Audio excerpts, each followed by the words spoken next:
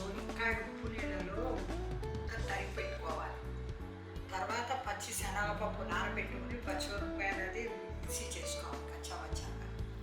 చాలా ఈజీ కూర, చాలా టేస్టీగా ఉంటుంది. ఈ వంకాయ చోళీకి పచ్చి శనగపప్పు ఒక గంట ముంద నానబెట్టాలి.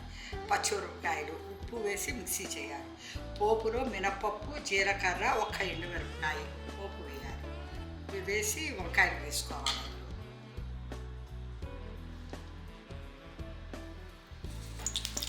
ఆయిల్ వేసుకోవాలి. ఆయిల్ వేడెక్కాక కాస్త మినపప్పు, జీలకర్ర, ఒక్క ఎండుమిరపకాయ, కాస్త ఇంగు వేసుకోవాలి. కరివేపాకు, కలుపుకున్న వంకాయ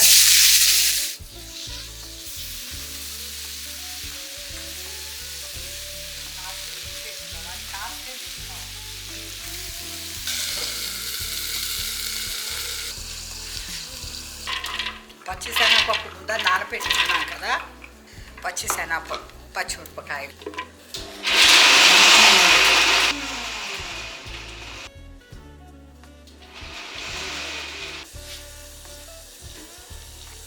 ఇందులో వేయాలి.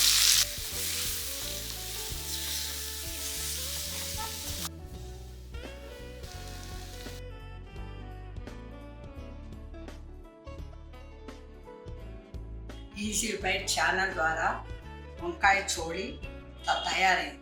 ఇది కనుక ఈ కూర మీకు నచ్చితే ఈజీ బైట్ ఛానల్ సబ్స్క్రైబ్ చేసుకోండి.